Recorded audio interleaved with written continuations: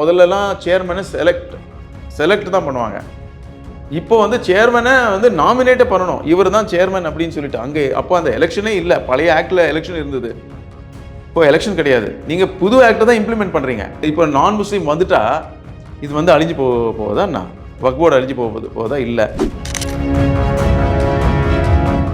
So நான் Muslims வந்தால் ஒரு வக்ஃப் போர்டோட ஃபங்க்ஷன் கெட்டு போயிடும் அப்படின்னு சொல்கிறது ரொம்ப அபத்தமாக இருக்குது. ஏன்னா இதே ரேடிக்கல் குரூப் தான் உள்ளே இருக்குது. அவங்க இதெல்லாம் நடத்துகிறாங்க, யங்ஸ்டர்ஸ் எல்லாம் மூல செலவு பண்ணுறாங்க. அவங்களுக்கு பக்கத்துலேயே ஒரு மாஸ்க் இருக்குது, ஒரு 200 மீட்டர்ஸில். அங்கே போகாமல் அவங்க ஏன் இங்கே வராங்க அப்படின்லாம் கேட்குறாங்க. இந்த காலாவதியான கமிட்டி என்ன சொல்லுதுன்னா, நாங்கள் வந்து ஹெரிடிட்டரின்னு ஒரு கதை விடுறாங்க. இதை பற்றி கேள்வி கேட்டால், நீங்கள் வந்து கேள்வி கேட்டிருக்கீங்க ஆர்டிஐயில், கேள்விக்கெல்லாம் ஆர்டிஐயில் பதில் சொல்ல முடியாது அப்படின்றாங்க. கேள்வியே கேட்க இப்படி மாதிரி கொஸ்டின் மார்க்கே போடக்கூடாதான். ஸோ டூ நேஷன் தியரியை வந்து எதிர்க்க வேணும்னா இந்த ரேடிகலைசேஷனை நம்ம எதிர்த்து தான் ஆகணும். இந்த ரேடிகலைசேஷனை நம்ம எதிர்க்கலைன்னா நம்ம வந்து பாகிஸ்தான் டூ நேஷன் தியரியை நம்ம வந்து மைண்ட் அளவாக இதை ஒத்துக்கிறோம் அப்படின்னு தான் அர்த்தம். இந்த குரூப் தான் என்ன போடுதுன்னா, 15th ஆகஸ்ட்க்கு இந்த ஒரு குரூப் ஒரு வீடியோ போடுது. இதுனா இண்டிபெண்டன்ஸு. நாங்கள் எப்போவே இண்டிபெண்டன்ஸ் வாங்கிட்டோம் தெரியுமா உங்களுக்கு? எப்போ முகமது பின் காசிம் இந்தியாவுக்குள்ளே வந்தாரோ அன்னிலே இருந்து இந்தியாவுக்கு வந்து பிராமணர்கள் கிட்ட இருந்து நாங்கள் தான் வந்து இண்டிபெண்டன்ஸ் வாங்கி கொடுத்தது.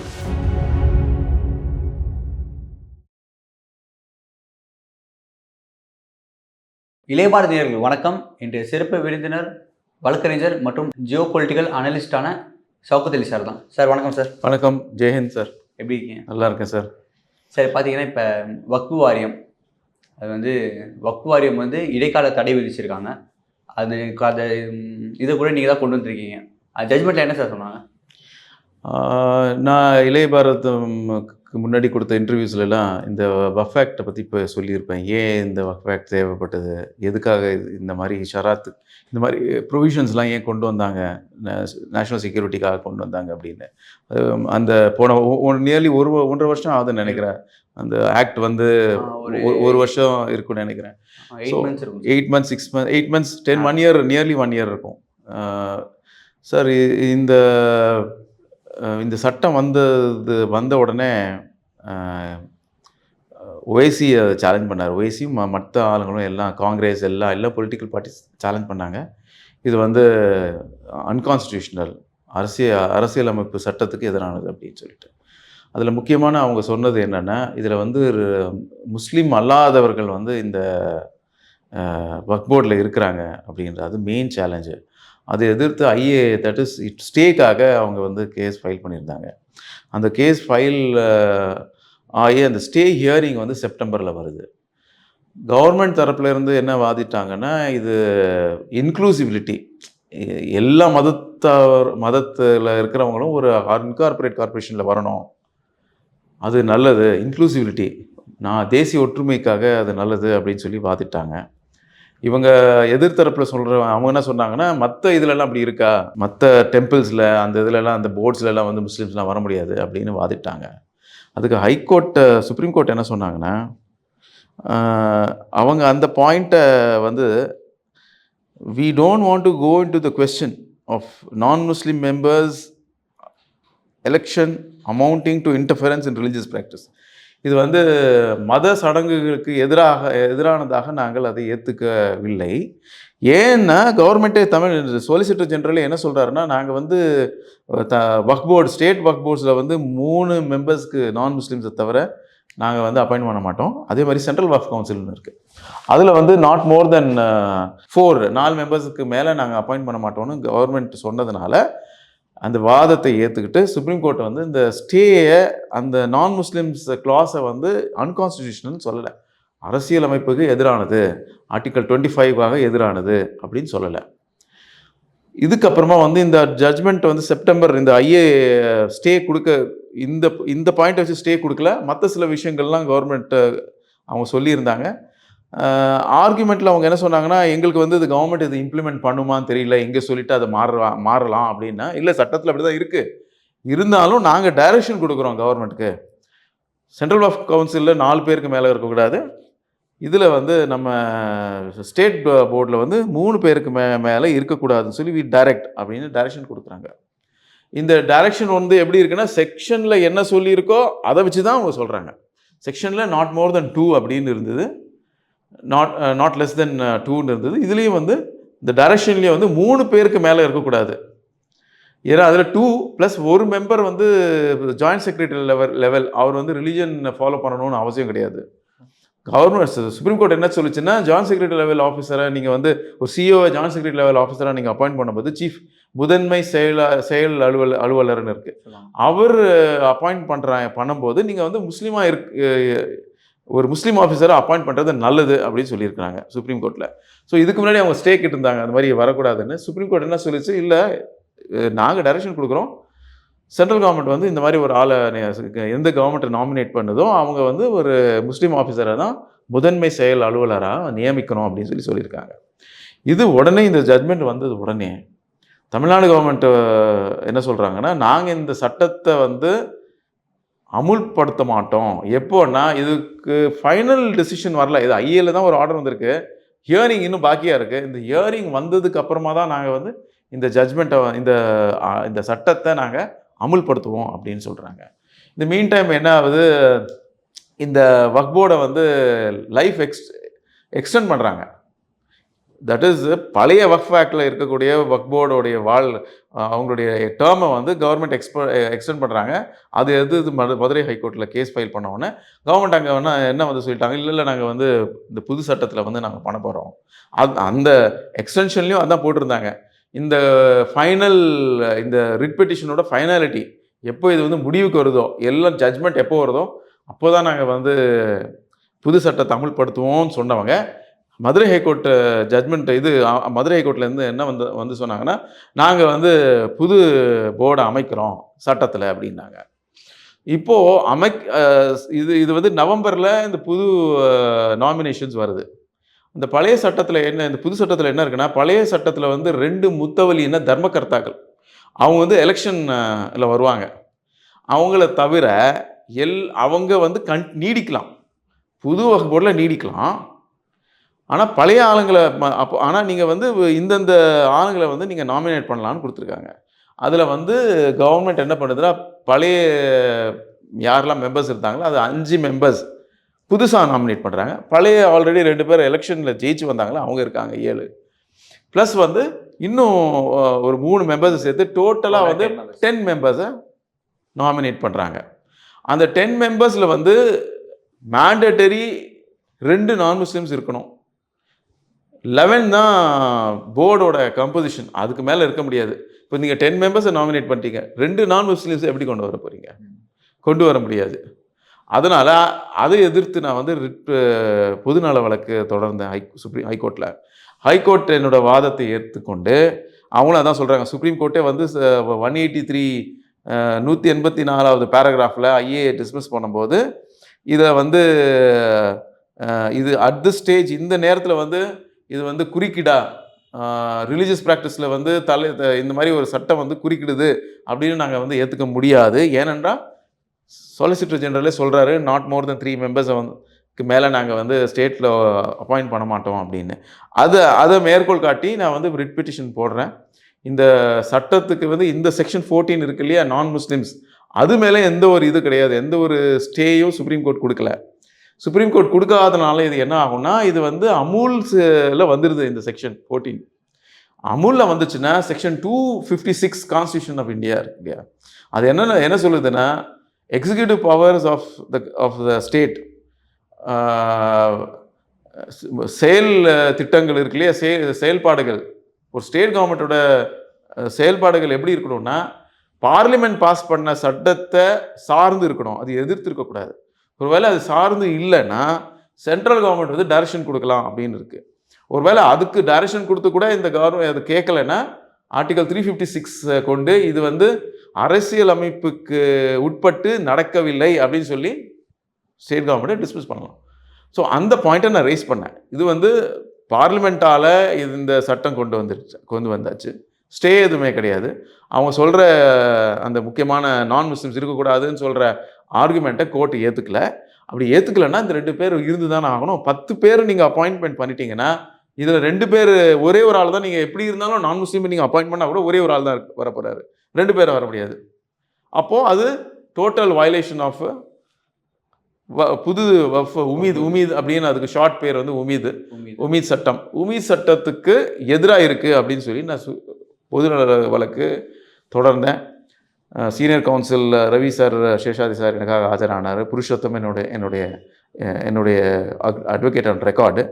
அவங்க ஆர்குமெண்ட், சீனியர் அட்வொகேட்டோட ஆர்குமெண்ட் கேட்டு அவங்க என்ன சொல்கிறாங்கன்னா, the mandate of second proviso that the total members of the board appointed under section excluding ex officio member shall be non-Muslim has not been fulfilled. இதை வந்து நீங்கள் அமுல்படுத்தவே இல்லை, சட்டம் சொல்லுது, நீங்கள் பண்ணலை. Maybe in future while appointing 1 out of 2 members under clause D. clause Dன்னா அந்த clause இருக்குது, சோஷியல் ஆக்டிவிஸ்ட்டை நீங்கள் அப்பாயிண்ட் பண்ணலாம் ஒன்று. இன்னொன்று வந்து மெம்பர் ஆஃப் பார் கவுன்சில் அவங்கள அப்பாயிண்ட் பண்ணால் அவங்கள 2 பேரும் நம்ம நான் முஸ்லிம்ஸ் வரலாம் அப்படின்னு தான் சுப்ரீம் ஹைகோர்ட் சொல்லியிருக்காங்க. The constitution of the board as exist today prima facie is not in accordance with the provision of law. இன்றைக்கு கான்ஸ்டியூஷன் இந்த போர்டை வந்து உருவாக்குனது வந்து டோட்டலாக வந்து சட்டத்துக்கு புறம்பானதுன்னு மெட்ராஸ் ஹைகோர்ட் சொல்லி ஸ்டே கொடுத்துட்டாங்க. சார், இப்போ நான் ஏன் இதை கேட்குறேன்னா, இப்போ வந்து நம்ம வக்ஃபு இந்த டாபிக் எடுத்தாலே இஸ்லாமியர் எதிராக இருக்க மாதிரி வந்து இங்கே இருக்க கவர்மெண்ட் எல்லாமே போர்ட்ரேட் பண்ணிட்டாங்க. இப்போ நீங்கள் ஒரு இஸ்லாமியராக இதை ஸ்டே வாங்கும்போது உங்களுக்கு கண்டிப்பாக எதிர்ப்புலாம் வந்துருக்கும்ல. நான் வந்து ஈவன் நீங்கள் வந்து நான் இஸ்லாமியர் அப்படின்ற ஒரு கண்ணோட்டத்தை ஓரமாக வச்சுட்டேன். ஆஸ் அ சிட்டிசன் எனக்கு ஒரு டியூட்டி இருக்கா இல்லையா, கான்ஸ்டியூஷனல் டியூட்டி இருக்கா இல்லையா, ஒரு சட்டம் இருக்குது. அந்த சட்டத்துக்கு நேர் எதிராக நீங்கள் வந்து செயல்படுறீங்க. அந்த சட்டமே வந்து 2 நான் முஸ்லீம்ஸ் இருக்கிறது வந்து யுவர் ஓன் கவர்மெண்ட், நீங்கள் யார் வேணாலும் அப்பாயிண்ட் பண்ணலாம் இல்லையா. எத்தனையோ பேர், ரொம்ப பேர் நல்ல உங்கள் பார்ட்டியிலே இருக்கிறவங்களையும் கூட அப்பாயிண்ட் பண்ணலாம். இது நான் அப்பாயிண்ட் பண்ண மாட்டேன்னா என்ன அர்த்தம்? பார்ஷலி வந்து இந்த ஆர்டிகல் செக்ஷன் 14ல் யார் எப்படிலாம் நீங்கள் வந்து அப்பாயிண்ட் பண்ணணுமெல்லாம் பண்ணிட்டேன். ஏன்னா இப்போ வந்து என்ன ஆகுதுன்னா, முதல்லலாம் சேர்மனை செலக்ட் தான் பண்ணுவாங்க. இப்போ வந்து சேர்மனை வந்து நாமினேட்டே பண்ணணும், இவர் தான் சேர்மன் அப்படின்னு சொல்லிட்டு. அப்போ அந்த எலெக்ஷனே இல்லை. பழைய ஆக்டில் எலெக்ஷன் இருந்தது, இப்போ எலெக்ஷன் கிடையாது. நீங்கள் புது ஆக்டை தான் இம்ப்ளிமெண்ட் பண்ணுறீங்க. எல்லாமே பண்ணுவோம், ஆனால் அதை மட்டும் பண்ண மாட்டோம்னா, ஒரு குறிப்பிட்ட பாயிண்ட்டை மட்டும் நாங்கள் பண்ண மாட்டோம்னா, அது எனக்கு தெரிஞ்சு வந்து அது இன்டகிரேஷனுக்கு தேவையானது. இப்போ வந்து நான் முஸ்லீம்ஸ் அண்ட் முஸ்லீம்ஸ் வந்து ஒரு அமைப்பில் ஸ்டேச்சுட்டரி பாடியில் இருக்கிறது நல்லது தான். இது வந்து எங்கேயுமே இல்லைன்னா நம்ம உருவாக்குவோம். இது வந்து ஒரு ஃபஸ்ட்டு இதாகவே இருக்கட்டுமே, ஒரு முதல் படியாக இருக்கட்டுமே. நாளைக்கு நம்ம வேறு தேவஸ்தானங்கள் ஆக்ட் ஏதோ ஒன்று வந்ததுன்னு வைங்க சென்ட்ரல் கவர்மெண்ட்டில், அதில் கேட்கலாம். அதில் கூட ஒரு நான் முஸ்லீமை 2 பேரை நீங்கள் போடுங்கன்னு. இது இன்டகிரேஷன் தானே. இது எங்கே வந்து நேர் எதிராக இருக்குது? இப்போ நான் முஸ்லீம் வந்துட்டா இது வந்து அழிஞ்சு போவதா என்ன? வக்ஃப் போர்டு அழிஞ்சு போவதா? இல்லை. இன்ஃபேக்ட் இந்த 200 crores ஒரு ஃப்ராட் ஒன்று நடந்தது. வக்ஃப் ப்ரொடெக்ஷன் கவுன்சில் அஜ்மல் கான் ஒரு பெட்டிஷன் போட்டார். அந்த 200 கோடி ரூபா வந்து வக்ஃப் ப்ராப்பர்ட்டியை என்ஓசி கொடுத்து பண்ணிட்டாங்க. என்ஓசி வந்து போர்டு தான் கொடுக்க முடியும் சட்டப்படி. ஏன்னா என்ஓசி வந்து ஒரு சூப்பரிண்டென்டோ இவரோ கொடுக்க முடியாது. சூப்பரிண்டென்டோட என்ஓசிஸை பேஸ் பண்ணி ப்ராப்பர்ட்டிஸ் வித்துடுறாங்க. 200 கோடின்றார் அவர் சொல்கிறது டிப் ஆஃப் த ஐஸ்பர்க், இன்னும் ரொம்ப இருக்குன்னு. அதை யார் என்னென்ன பண்ணாங்கன்னு சொல்லி லிஸ்ட்டு கொடுக்குறாரு. அதை வந்து அமுல்படுத்தினதை இவங்களெல்லாம் எடுத்ததே ஒரு இந்து, சொல்லக்கூடாது தப்பு, ஒரு நான் முஸ்லீம் சிஇஓ ஆஃபீஸர் தான், நாட் சிஇஓ, பிரின்சிபல் செக்ரட்டரி தான், கார்த்திக் ஐஎஸ். அவர் தான் பண்ணார். அப்போ அவர் வந்து என்ன நேரம் எதிராக பண்ணாரா? அவங்கள ப்ரொடெக்ட் பண்ணது யார்? இவங்களெல்லாம் அவர் ஒரு ஆர்டர் கொடுக்குறாரு நீங்கள் பண்ணுங்கன்னு சொல்லி, அந்த ஆர்டரை வந்து தடுத்தது. அப்புறமா போலீஸ் கம்ப்ளைண்ட், டிவிஎஸ்சிக்கு கம்ப்ளைண்ட் கொடுத்து டிவிஎஸ்சிக்கு டாக்குமெண்ட்ஸ் கொடுக்காம இருந்தது யார்? வக்ஃப் போர்டு தானே. இது வந்து அங்கே இருக்கிற இல்லை செக்ரட்டரிஸ், ஹிந்து செக்ரட்டரியும் நான் முஸ்லீம் செக்ரட்டரியாக சொன்னாங்க இது செய்யாதீங்கன்னு. ஸ்டாப் பண்ணது அந்த ரிலிஜன் ஆளுங்க தானே அது ஸ்டாப் பண்ணாங்க. ஸோ நான் முஸ்லீம்ஸ் வந்தால் ஒரு வக்ஃப் போர்டோட ஃபங்க்ஷன் கெட்டு போயிடும் அப்படின்னு சொல்கிறது ரொம்ப அபத்தமாக இருக்குது. ஏன்னா நான் சொன்ன மாதிரி தர்காக்கள் ஜமாத் அப்படின்னு சொல்லி ஒரு ஜமாத் ஒன்று இருக்குது. அவங்க வந்து நாளைக்கு போராட்டம் வச்சுருக்காங்க. நாளைக்கு 21ஆம் தேதி. என்ன விஷயம்? என்ன விஷயம்னா அவங்க என்ன சொல்கிறாங்கன்னா, தர்கா ஜமாத் தலைவர் வந்து ஒரு மிஸ்டர் திலாவர் அலி, அவர் வந்து ஒரு கம்ப்ளைண்ட் கொடுக்குறாரு 29/12/2025 டு த பிரின்சிபல் செக்ரட்டரி. என்ன சொல்கிறாருன்னா, Waqf taken over by radical Salafist. என்ன ராடிக்கல்ஸ் வந்து வஃப் வந்து டேக் ஓவர் பண்ணிட்டாங்க வஹ்போர்டோட துணையால் அப்படின்னு இருக்குது, கம்ப்ளைண்ட்டே இருக்குது. அவர் சொல்கிறார், ஆப்ரேஷன் சிந்தூர் நடந்துட்டு இருக்கு, இந்த ராடிக்கல்ஸால் பெரிய இந்தியாவுக்கு வந்து அச்சுறுத்தல் இருக்குதுன்னு சொல்கிற நேரத்தில் உங்கள் வக்ஃப் போர்டு இந்த மாதிரி நான் பண்ணியிருக்கேன்னு சொல்லி எத்தனை எத்தனை மஸ்ஜித் சென்னையில் மட்டும் எத்தனை வஃப்ஸை வந்து அவங்க ட்ரெடிஷ்னல் ஆளுங்க சுன்னத் ஜமாத்காரங்களை எடுத்துட்டு எக்ஸ்ட்ரீம் குரூப்ஸ் யாரெல்லாம் வந்திருக்காங்க எந்த குரூப்னு ஒரு லிஸ்ட்டே கொடுத்துருக்காரு. அது மேலே இது இது பண்ணுறதெல்லாம் யார்? இது வக்ஃப் போர்டு தானே. அவங்க நான் முஸ்லிம்ஸா? இல்லை கிடையாதுல்ல. அப்போது வந்து கம்ப்ளைண்ட் கொடுக்குறவங்களே ஒரு தர்காக்காரங்க என்ன சொல்கிறாங்க, இன்னொரு இன்ட்ரெஸ்டிங் விஷயம், தர்காக்காரங்களுடைய அவங்களுடைய முத்தவலிய தர்மகர்த்தா வந்து லைஃப் லாங்காக இருக்கணும் ஹெரிடிட்டரினா. இவங்க என்ன பண்ணுறது, அதெல்லாம் கிடையாது, நாங்கள் 5 வருஷம் தான் கொடுப்போம், 2 வருஷம் தான் கொடுப்போம் அப்படின்னாங்க. மதுரை ஹைகோர்ட்டும் மெட்ராஸ் ஹைகோர்ட் ஜட்மெண்ட் இருக்குது. அந்த மாதிரி லைஃப் டைம் ஹெரிடிட்டரினா லைஃப் லாங் தான். நீங்கள் அவங்களுடைய இதை அப்படி இருந்து கூட 5 வருஷம் போடுவாங்க. நாளைக்கு நீங்கள் அது ஏன்னா அவங்க எனக்கு சொல்கிறாங்க, தர்காக்காரங்க சொல்கிறாங்க, எங்களை வந்து மிரட்டுறாங்க, காசு கொடுங்கன்னு கேட்குறாங்க, இல்லைன்னா அவங்கள வந்து எடுத்துருவோம், அவங்க சொல்கிற கம்ப்ளைண்ட் தான் இது. வந்து அவங்க லாட் ஆஃப் கம்ப்ளைண்ட்ஸ் வந்து ரொம்ப வருஷமாக தான் வந்துட்டுருக்கு. இது வந்து நீங்கள் இந்த வக்ஃப் போர்டு மட்டும் நினைக்காதீங்க, ரொம்ப வருஷமாக நடந்துகிட்ருக்கு. இது ஒன்றும் பெரிய இது இல்லை. அது ஒரு பெரிய பீப்புள் ஆர் சேயிங் அது வந்து அதில் வந்து ரொம்ப கரப்ஷன் இருக்குது அப்படின்றாங்க. இது வந்து இந்த போர்டு இந்த டிஎம்கே வந்து தான் அப்படின்லாம் கிடையாது. எந்த பொலிட்டிக்கல் பார்ட்டி இருக்கோ, நீங்கள் இது மட்டும் கிடையாது, வெளியே வேறு ஸ்டேட்டில் போனாலும் இதே கதை தான். இது வந்து பிஜேபி ஆள்ற இதிலலாம் வந்து ரொம்ப நல்லா இருக்குன்னு சொல்ல முடியாது, அங்கேயும் வந்து சொல்கிறவங்க தான் வராங்க. ஏன்னா பட் நம்ம இதில் என்ன பார்க்கணுன்னா, இவங்களோட ஆக்ஷன் இருக்கு இல்லையா, சில காலமாக இவங்க ரேடிக்கல்ஸ்க்கு சப்போர்ட் பண்ணுறது எப்படி நமக்கு செக்யூரிட்டி அஃபெக்ட் ஆகுதுன்ற ஒரு முக்கியமான ஒரு பாயிண்ட்டு. இதுக்கு முன்னாடி நம்ம வந்து ஒரு வஃப் ஒன்று இருக்குது, பச்சாவலி வஃப் அப்படின்னு சொல்லிட்டு. அது வந்து 17வது நூற்றாண்டில் ஒரு பெரிய ஒரு மகான் இருந்தார். அவர் மகான் அது அப்போ வந்து கோல்கொண்டா கிளையாக இருந்தது. அதுக்கு மயிலாப்பூர் வந்து கோல்கொண்டா ஆட்சியில் இருக்கும்போது அவங்களுக்கும் போர்ச்சுகீஸ்க்கு சண்டை நடக்குது. அவர் அந்த போரில் இறந்துடுறாருங்க. இறந்த பிறகு அவருக்கு சமாதி அங்கே கட்டுறாங்க. அங்கே எல்லாமே இன்க்ளூடிங் எல்லா மதத்தாளுங்க வராங்க, இன்க்ளூடிங் ஒரு முக்கியமான ஆர்கனைசேஷன். இது யார் ஃபாசிஸ்ட் அப்படின்னு சொல்கிறாங்களோ, முஸ்லீம்கள் இதெல்லாம் ஃபாசிஸ்ட் அப்படின்றாங்களா, அதோட முக்கிய காரியகர்த்தாவே அங்கே வருவார் எவ்ரி இயர். இப்போ கிடையாது, ரொம்ப வருஷமாக வந்துட்டு இருக்காரு. அவரோட அந்த ஐதீகம் அது. அதை வந்து இந்த வக்ஃப் போர்டு கிடையாது, இதுக்கு முன்னாடி இருந்த வக்ஃப் போர்டு அந்த 8 கிரவுண்ட் இருக்குது. அந்த 8 கிரவுண்டு என்ன பண்ணுறாங்க, இது வந்து வெறும் காலி மனை அப்படின்னு வக்ஃப் போர்டே கொடுக்குறாங்க, காலி இடம் அப்படின்னு சொல்லிட்டு. இடம்னு சொல்லி அதை வந்து ஒரு ஆர்கனைசேஷனுக்கு 3 கோடி ரூபா டெண்டர் விட்டு அந்த 3 கோடி ரூபா அந்த டெண்டர் அவங்க வாங்குறாங்க. என்னன்னா ஒரு காலேஜ் கட்ட போகிறாங்களா, இன்டர்நேஷ்னல் ஸ்கூல் கட்ட போகிறாங்களா. அங்கே நான் அந்த வீட்டு பக்கத்தில் தான் நான் இருக்கேன். அங்கே ஒரு பெரிய போராட்டம்லாம் நடந்தது. ப்ளஸ் வந்து சிஎம் அப்போ இருந்த சிஎம்மோட வீட்டுக்கு கூட கேரோ பண்ணாங்க அவங்க. ஏன்னா மினிஸ்டர் அதில் இன்வால்வ்டு அப்படின்னு பெரிய அலிகேஷன்லாம் இருந்தது. அப்போ எனக்கு அந்த டாக்குமெண்ட்ஸ் கொண்டு வந்து கொடுத்தாங்க, இது இந்த மாதிரி இருக்குங்க, நாங்கள் கேஸ்லாம் ஃபைல் பண்ணியிருக்கோம் அப்படின்னு. நான் அந்த டாக்குமெண்ட்டை பார்த்தா யாருக்கு போயிருக்குன்னா, பிலால் பிலிப்ஸ்ன்னு இன்டர்நேஷ்னல் டெரரிஸ்ட் வாண்டட் அந்த ஆள், அவனோட ஆர்கனைசேஷனுக்கு வந்து இது டெண்டர் கொடுத்து பாஸ் பண்ணியிருக்காங்க. நான் உடனே ஹோம் மினிஸ்டருக்கு எழுதினேன். ஹோம் மினிஸ்டர் வந்து சிவியர் ஆக்ஷன் எடுத்த பிறகு இது இந்நாள் வரைக்கும் அதை அவங்க என்ன பண்ணாங்கன்னா, ஐயோ எங்களை ஆளை விட்டால் போதும்பா, அவ்வளோ கரெக்டாக பண்ணாங்க, லீகலாக அடித்தாங்க. ஏன்னா அந்த பிஆர்எஃப்க்கு முக்கியமான ஒரு ஆளோட ஆஃபீஸ் ஒரு வேறு இன்ஸ்டிடியூஷன் ஒரு பிஸ்னஸ் எஸ்டாப்ளிஷ்மெண்ட் இருந்தது, அதை ரேட் பண்ணாங்க. ரேட் பண்ண உடனே இடி ரேட் பண்ண உடனே அவர் பயந்து ஐயோ இந்த ஆளை விட்டால் போதும் அப்படின்னு ஒதுங்கிட்டார்.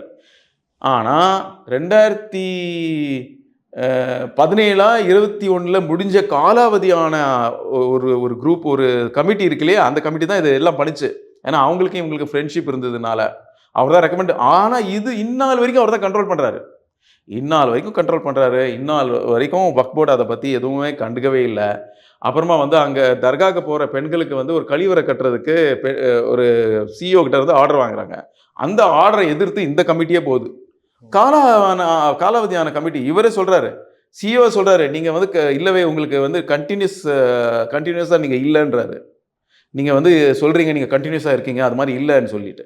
பட் அவங்க தான் கண்ட்ரோல் பண்ணுறாங்க. இப்போது 2023 ரேடிக்கல் விமென்ஸ் மதரசாலாம் நடந்துட்டு இருந்தது. 2023 கம்ப்ளைண்ட் பண்ணுறாங்க.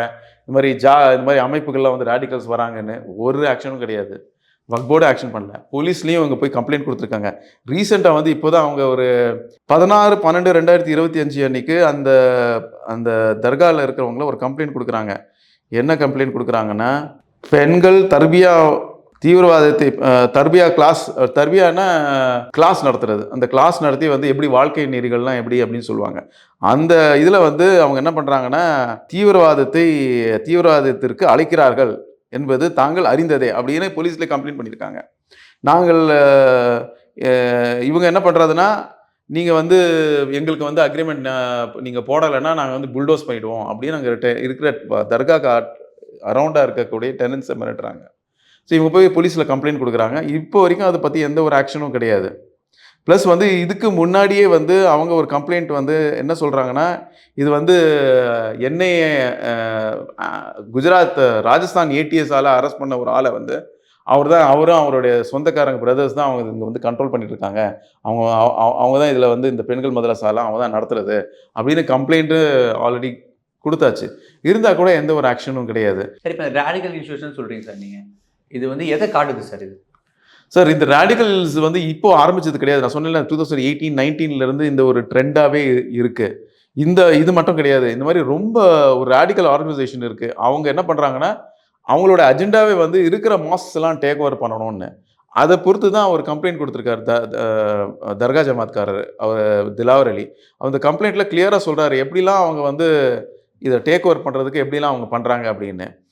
ஒருத்தர் மேலே நம்ம கம்ப்ளைண்ட் எல்லார் மேலே யாரெல்லாம் அந்த கமிட்டி காலாவதியான கமிட்டி மேலேயே வந்து குரேஷியா மஸ்ஜித் ஒன்று இருக்குது, அவங்க மேலே கம்ப்ளைண்ட் கொடுக்குறாங்க, நோ ஆக்ஷன். அப்புறமா இவங்க என்ன சொல்கிறாங்கன்னா, அந்த கமிட்டி இந்த ஆளுங்களை கொண்டு வர்றதுக்கு ஒரு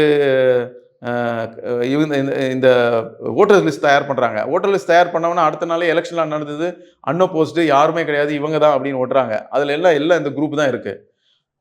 இந்த கமிட்டி தட் இஸ் இந்த சுன்னத் ஜமாத்காரங்க வந்து ஹைகோர்ட்டில் போய் ஸ்டே வாங்குறாங்க. ஸ்டே வாங்கினது அப்புறமா கூட ஒரு புதுசாக ஒரு கமிட்டி நீங்கள் ஃபார்ம் பண்ணணும் இல்லையா, அதுக்கு எந்த ஒரு வேலையும் எதுவுமே நடக்கவே இல்லை. 2021-22 என்ன பண்ணுதுன்னா, இந்த நானா கமிட்டின்னு ஒருத்தர் காலாவதியானது வச்சுருந்தார் இல்லையா, அவருக்கு வந்து வக்ஃப் போர்டே சொல்லுது, நீங்கள் 3 லட்சம் ரூபா வந்து பணத்தை வந்து நீங்கள் வந்து வக்ஃபோட அக்கௌண்ட்டில் கட்டுங்கன்னு சொல்லி இது வரைக்கும் கட்டினதே கிடையாது. இதை போய் நம்ம கேட்டால், ஆர்டிஐல கேட்டால் வந்து நீங்கள் கேள்வியாக போட்டிருக்கீங்க, கேள்வியெல்லாம் போட்டால் நாங்கள் வந்து பதில் சொல்ல முடியாது அப்படின்னு சொல்கிறாங்க. சரி, இன்னொரு வக்ஃபில் வந்து இதே ரேடிக்கல் குரூப் தான் உள்ளே இருக்குது. அவங்க இதெல்லாம் நடத்துகிறாங்க, யங்ஸ்டர்ஸ் எல்லாம் மூல செலவு பண்ணுறாங்க. அவங்களுக்கு பக்கத்துலேயே ஒரு மாஸ்க் இருக்குது, ஒரு 200 மீட்டர்ஸில், அங்கே போகாமல் அவங்க ஏன் இங்கே வராங்க அப்படின்லாம் கேட்குறாங்க. இந்த காலாவதியான கமிட்டி என்ன சொல்லுதுன்னா, நாங்கள் வந்து ஹெரிடிட்டரின்னு ஒரு கதை விடுறாங்க. வக்ஃப் போர்டு என்ன சொல்லுதுன்னா, நீங்கள் வந்து ஹெரிடிட்டரினா ப்ரூஃப் பண்ணுங்கன்னு. அது நியர்லி ஒரு வருஷம் ஆகுது, ப்ரூவ் பண்ணவே இல்லை. இதை பற்றி கேள்வி கேட்டால், நீங்கள் வந்து கேள்வி கேட்டிருக்கீங்க ஆர்டிஐல, கேள்விக்கெல்லாம் ஆர்டிஐல பதில் சொல்ல முடியாது அப்படின்றாங்க. கேள்வியே இப்படி மாதிரி கொஸ்டின் மார்க்கே போடக்கூடாதான். அது இந்த மாதிரிலாம் நீங்கள் கேள்வி இது மாதிரிலாம் கேட்டிருக்கீங்களா? நீங்கள் இந்தியாவில் சட்டம் இருக்குது, ஆர்டிஐல இன்ஃபர்மேஷன் டாக்குமெண்ட் கேட்கணும். Can I have this document question போட்டால் நீ கொஸ்டின் மார்க் போட்டிருக்க, அதெல்லாம் நான் ஆன்சர் பண்ண முடியாது. இந்த மாதிரிலாம் இப்போ நம்ம அப்பீல் போயிருக்காங்க அந்த ஆளுங்க. அப்பீலுக்கு எந்த ஒரு ரியாக்ஷனும் வரப்போகிறதில்ல. எத்தனை பேருக்கு வந்து அப்பீல் போனதுக்கு அப்புறமா தமிழ்நாடு சிஐ இதில் போட முடியும், இன்ஃபர்மேஷன் கமிஷனில் போடுறதுக்கு எல்லாருக்கும் அந்த தகுதி இருக்கா, நேரம் இருக்கா? இந்த மாதிரி சுத்தலில் விடுறது தான். ஆன்சரே பண்ண மாட்டாங்க. நீங்கள் என்ன தான் கேளுங்க, இந்த கமிட்டி முடிஞ்சு போச்சு இல்லை, ஆன்சரே வராது உங்களுக்கு. நீங்கள் அப்பீல் போவீங்க, ஆன்சரே வராது. நீங்கள் என்ன உங்களுக்கு டைம் இருக்குமா? எத்தனை பேருக்கு அந்த டைம் இருக்கும் நீங்கள் யோசிச்சு பாருங்களா. கண்டிப்பாக சார். இது வே ஃபார்வர்ட் கொண்டு போகிறதுக்கு என்ன அவங்க இவங்களோட சண்டை போட்டு ஒன்றும் பிரயோஜனம் இல்லைன்னு கடைசியில் நான் ஏன் இதெல்லாம் சொல்கிறேன்னா, this is not just problem of the Muslim community கிடையாது. It is problem of everybody should be interested, every citizen. இது body incorporation by the parliament of India. Parliament நம்மளோட பவர் தான், அது நம்ம தான் அது உருவாக்கியிருக்கோம். அது every citizen should be concern. இந்த மாதிரிலாம் நடக்குது, நம்ம குரல் எடுத்தால் தான் அவங்க பயப்படுவாங்க. இவ்வளோ நம்ம இன்டர்வியூ கொடுத்துருக்கேன், ஒரு வருஷமாக நான் இன்டர்வியூ கொடுத்துருக்கேன், எதுனா ஒரு பாசிட்டிவாக நடந்திருக்கா? எதுவுமே நடக்காது, எனக்கு நல்லாவே தெரியும். பாசிட்டிவாக எதுவும் கம்ப்ளைண்ட்டுக்கும் எதுவுமே நடக்காது. ஏன்னா அவங்கள நீங்கள் ஒன்றும் பண்ண முடியாது. We are more powerful then you. நீங்கள் எனக்கு என்ன பேசுவீங்க, எங்களுக்கு என்ன அதிகமாக பேசுனீங்கன்னா வி வில் பிராண்ட் யூ. நான் உங்களை பிராண்ட் பண்ணிவிடுவேன், நீங்கள் ஆர்எஸ்எஸ், நீங்கள் அது இதுன்னு. ஆனால் நமக்கு நீங்கள் கேட்குற கேள்விக்கு எதுவுமே பதில் இருக்காது. ஸோ ஏன் இந்த ரேடிகலைசேஷன் மோர் டேஞ்சரஸ்னா, இந்த குரூப்ஸ் இருக்கு பாருங்க, இந்த குரூப்ஸோட மைண்ட் செட்லாம் எப்படி நம்ம பார்த்துக்கணும். இந்த குரூப் தான் என்ன போடுதுன்னா 15th ஆகஸ்ட்க்கு இந்த ஒரு குரூப் ஒரு வீடியோ போடுது. இதுனா இண்டிபெண்டன்ஸு, நாங்கள் எப்போவே இண்டிபெண்டன்ஸ் வாங்கிட்டோம் தெரியுமா உங்களுக்கு? எப்போ முகமது பின் காசிம் இந்தியாவுக்குள்ளே வந்தாரோ அன்னிலே இருந்து இந்தியாவுக்கு வந்து பிராமணர்கள் கிட்ட இருந்து நாங்கள் தான் வந்து இண்டிபெண்டன்ஸ் வாங்கி கொடுத்தது. இந்த மாதிரி பேசக்கூடிய ஆர்கனைசேஷன் தப்பான விஷயம் சார். இந்த மாதிரி பேசக்கூடிய ஆர்கனைசேஷன்ஸ் தான் இன்னைக்கு கண்ட்ரோல் பண்ணுறாங்க. நான் சொல்கிறேன் இல்லையா, கண்ட்ரோல் பண்ணுற ஆர்கனைசேஷன் இந்த மாதிரி ஆர்கனைசேஷன் தான். ஸோ இதை ஜக்டபோஸ் பண்ணுங்க. இதே வந்து நம்ம பஹல்காம் நடக்கிறதுக்கு முன்னாடி பாகிஸ்தானுடைய ஃபேக் மார்ஷல், இந்தியாவும் பாகிஸ்தான் வந்து 2 வேறு நாடுகள், 2 நேஷன் தியரி, என்ன 2 நாட்கள் கோட்பாடு, நாங்கள் 2 பேரும் ஒன்றும் இருக்க முடியாதுன்னு தான் முதல்ல பேசின அந்த ஆள் பேசுனதுக்கு அப்புறமா தான் 15 நாளுக்கு அப்புறமா தான் அதோட ரியாக்ஷன் நமக்கு பஹல்காமில் தெரிஞ்சது. பஹல்காமில் பண்ணதுக்கு என்ன காரணம்னா, ஹிந்து முஸ்லீம் இந்தியாவில் பெரிய ரைட்ஸ் வரணும்னு. இது நான் சொல்லலை, ஃபாரின் மினிஸ்ட்ரி, இந்தியாவோட மினிஸ்ட்ரி ஆஃப் எக்ஸ்டர்னல் அஃபேர்ஸை இதுக்கு பஹல்காமில் பண்ண கொலைகளுக்கெல்லாம் காரணமே வந்து இந்தியாவில் ஹிந்து முஸ்லீம் பெரிய கலவரம் உருவாக்கணும் தான் பாகிஸ்தானோட எய்மு. ஸோ நம்ம அதுக்கு என்ன பதில் அடி கொடுத்தோம்?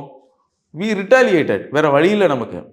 ஏன்னா இதில் வந்து இன்ட்ரெஸ்டிங்லி ஒய்சி தான் ரொம்ப ஆர்டண்ட்டாக வந்து இந்தியாவோட பாயிண்ட்டை வந்து சொன்னது ஒய்சி. உலக நாட்டில் முஸ்லீம் நாட்டிலலாம் போயிட்டு இந்த தலைவலியை வந்து ஒழிச்சு தான் கட்டணும், அந்த பாகிஸ்தான் இஸ் பிக் ஹெட்ஏக்னு பேசுனது ஒய்சி. ஸோ 2 நேஷன் தியரியை வந்து எதிர்க்க வேணும்னா இந்த ரேடிகலைசேஷனை நம்ம எதிர்த்து தான் ஆகணும்.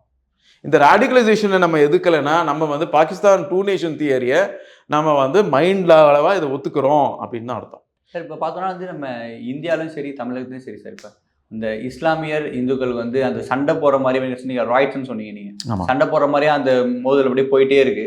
இது எந்த மாதிரி சார்? இது கரெக்டா இப்போ கவர்மெண்ட்டை சொன்னதுக்கு அப்புறமா எங்க ரைட்ஸ் இருக்கு? Government ministry of external affairs India Pakistan ப்ராப்ளமே வந்து இந்த பஹல்காம் அட்டாக் வந்து இந்தியாவில் இருக்கிற இந்து முஸ்லீம்களுக்குள்ள கலவரம் உருவாக்கணுன்ற நோக்கத்தில் தான் பண்ணியிருக்குன்னு சொன்னதுக்கு அப்புறமா எங்க ரைட்ஸ் வந்தது பாருங்க. ரைட்ஸ் வரல. People are United. To a large extent people are united தான். இல்லை, மக்களை பிரிக்க ட்ரை பண்ணிட்டே இருக்காங்களா சார்? ஆமாம், அது நடந்துக்கிட்டு தானே இருக்கும். நான் சொல்கிறேனே, இது பஹல்காம் நடந்ததுக்கு அப்புறமா 17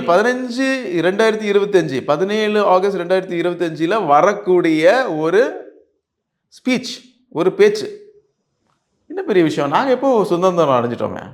முகமது பின் காசிம் வந்து இந்தியாவில் அடிமையாக இருந்தாங்க பிராமணர்களுக்கு, ஹிந்துத்துவாக்கு அடிமையாக இருந்தாங்க, அவங்கள நாங்கள் வந்து இது பண்ணிட்டோமே அப்படின்னு ஒரு ஆர்கனைசேஷன் பேசுது.